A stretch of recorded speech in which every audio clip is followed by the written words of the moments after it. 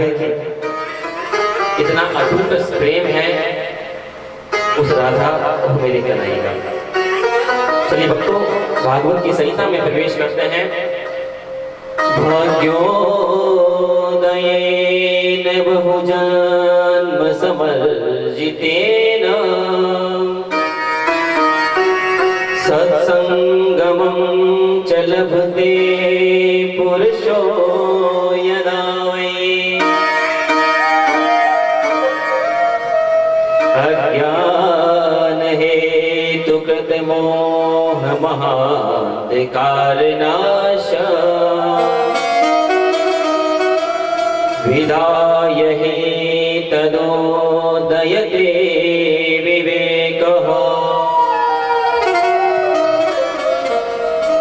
भाग्योदयेन बहुजन्म समर्जितेन।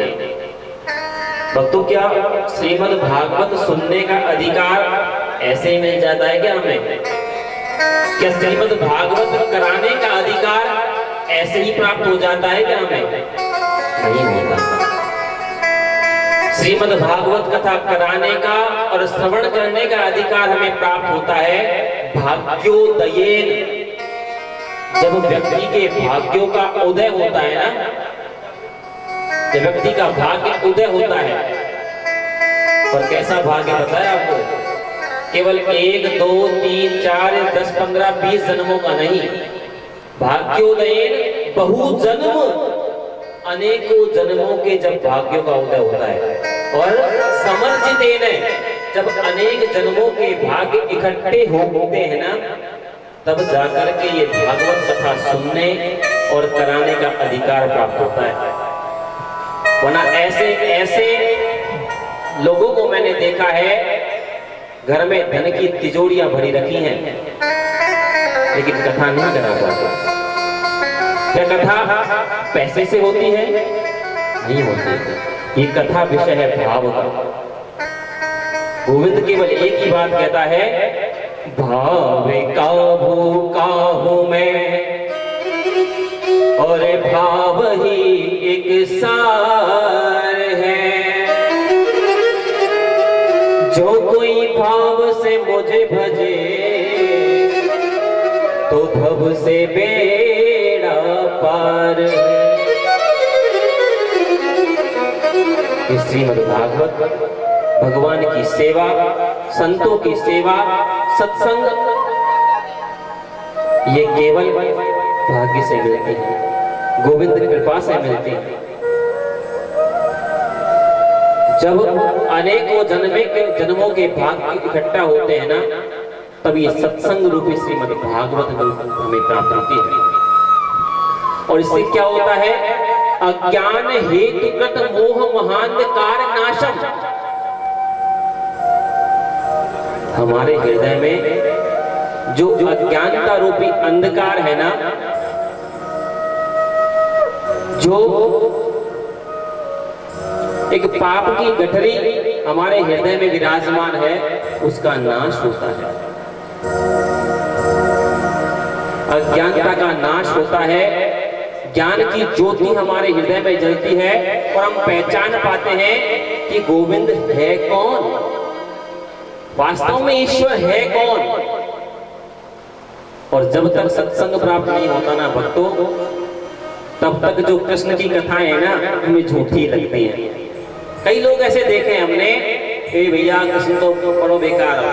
क्यों भैया? भगवान थोड़ी हो जे तो बोलो महिलाओं के स्नान करती महिलाओं को देखता था, उनके वस्त्रों को चुराता था, माखन चोरी करता था। ये कौन कहता है ऐसी बातें? जिनके हृदय में अज्ञान भरा हुआ है, जिसने इस गोविंद की महिमा को नहीं जाना, वो ऐसी बातें कर सकता है। भक्तों, मैं आपको स्पष्ट कर दूं, जिस समय कन्हैया ने स्त्रियों के चीर हरण किया ना, उस समय मेरे गोविंद की उम्र थी केवल 5.5 वर्ष, केवल 5.5 साल का कन्हैया। अब ये बताओ कि 5.5 साल के बच्चे में क्या कोई काम विकार हो सकता है क्या? अरे जानता ही नहीं है वो तो। उसने एक वस्त्र चुराए देखने के लिए, लेकिन वास्तव में देखा जाए तो उन्होंने गोपियों की अविद्या रूपी वस्त्रों का हरण किया था। माखन चुराया क्या अपने लिए? अरे भक्तों, 9 लख गैया नंद बाबा के नित नयो माखन होए।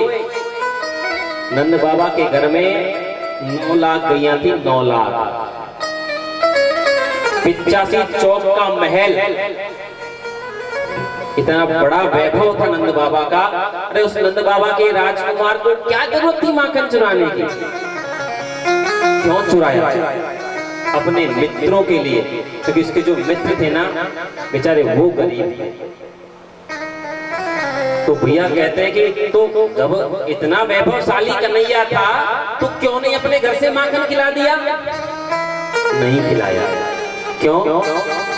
यदि कहता ना भैया आ जाओ हमारे घर से माखन खा लो, तो शायद मित्रों को ये पीड़ा होती, देखो एक कन्हैया रोज अपने घर से हमें माखन खिला रहे है और हम कछु खिला भी ना सके। या किसी के मन में हो जाता कि देखो वो बड़े बाप का बेटा है ना, तो रोज हमें दिखावे के ताई माखन खावे बुला रहे है, अपने लिए कुछ नहीं किया उसने। इन सब चीजों का ज्ञान होता है एक कथा को सुनने से, सत्संग को सुनने से। क्योंकि श्रीमद् भागवत की कथा को केवल कहानी किस्से के रूप में नहीं सुनना चाहिए कि चलो तिवारी जी के यहाँ कथा का आयोजन हो रहा है, चलो कुछ देर बैठे लेंगे, आज रविवार भी है।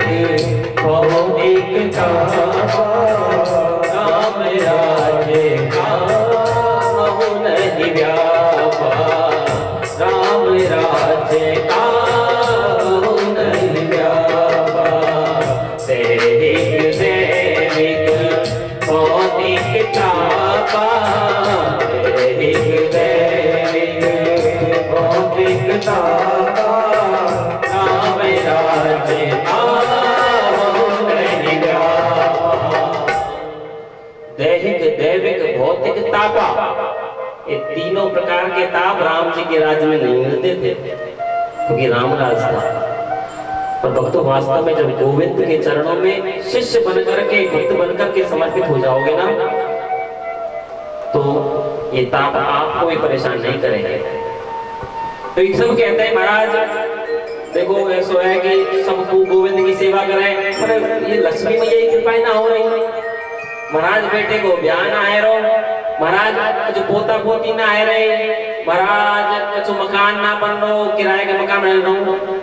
मतलब सुखी भक्तों इस समय में खुले भी नहीं। ये और हो जाए ना तो ऐसा है मैं महाराज ये सभामणि कर दूंगा, रामायण कर दूंगा, अनुष्ठान कर दूंगा, अंदर सब होता है, लेकिन कब कर दूंगा पता है? ये काम हो जाएगा तब।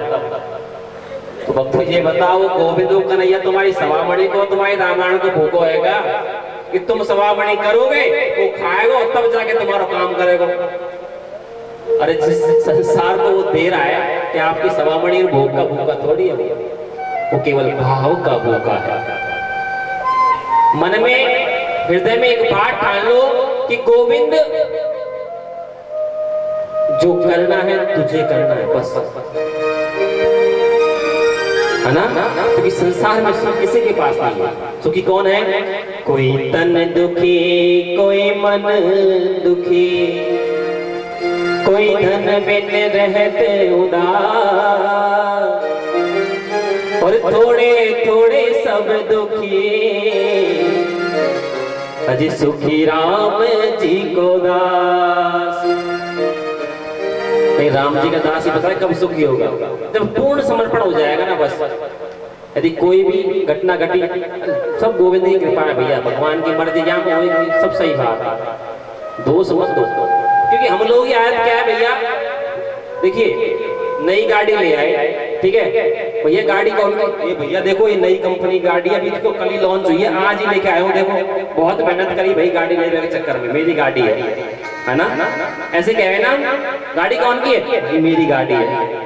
पर ईश्वर ना करे कभी गाड़ी कहीं लग जाए, कोई नुकसान हो जाए, हे भगवान तूने जेका कर दियो है, गाड़ी भी तो किसकी? तुम्हारी, नुकसान हो कौन को? भगवान को। ऐसे ही करेगा नहीं, अच्छा हुआ तो गोविंद का, और बुरा हुआ तो गोविंद का।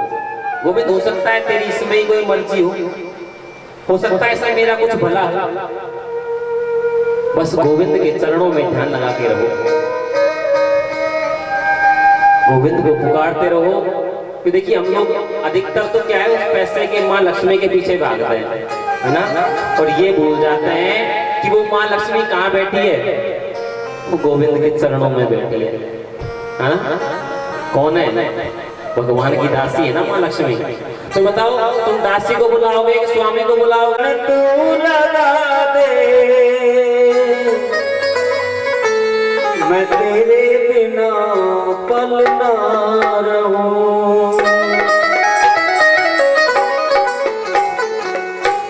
मुझे ऐसी लगन तू लगा दे मैं तेरे बिना पल ना रहूं, मुझे ऐसी लगन तू लगा दे मैं तेरे बिना पल ना रहूं, ऐसी लगन तू लगा दे मैं तेरे बिना पल न रहूं, मैं तेरे बिना पल ना रहूं, मैं तेरे बिना पल न रहूं, मैं तेरे बिना पल ना रहूं, मैं तेरे बिना पल न रहूं, मैं तेरे बिना पल ना रहूं, मैं तेरे बिना पल न रहूं, मुझे ऐसी लगन तू लगा दे,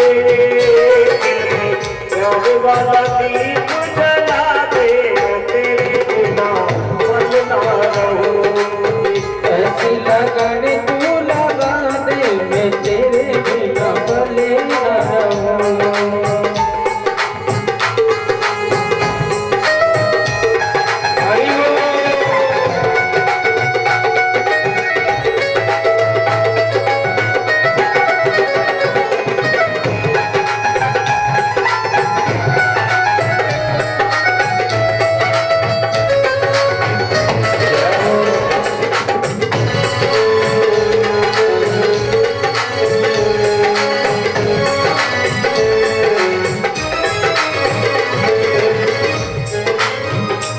जैसे जल बिना मछली पल ना दिए, जैसे जल बिना मछली पल न दिए, जैसे जल बिना मछली पल ना दिए, जल बिना मछली पल न दिए, ऐसे तड़प में घड़ी घड़ी तेरे लिए, ऐसे तड़प में घड़ी घड़ी तेरे लिए, ऐसे तड़प में घड़ी घड़ी तेरे लिए, ऐसे तड़प में घड़ी घड़ी तेरे लिए।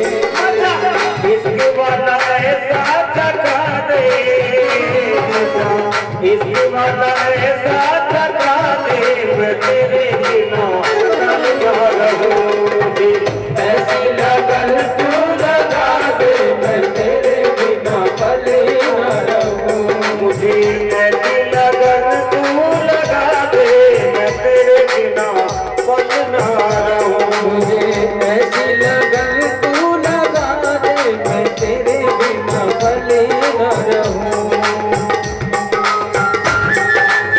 हरि बोल।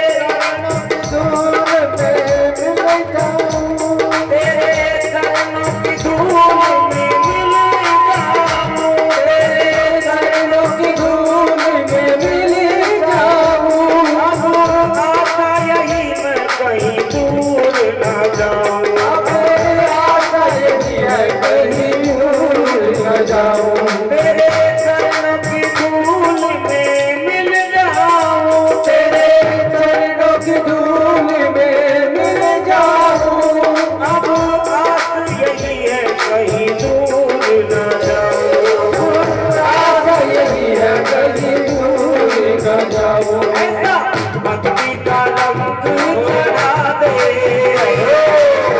भक्ति का रंग चढ़ा दे मैं तेरे बिना मन का रहूं कैसा भक्ति का रंग चढ़ा दे मैं तेरे बिना भले न रहूं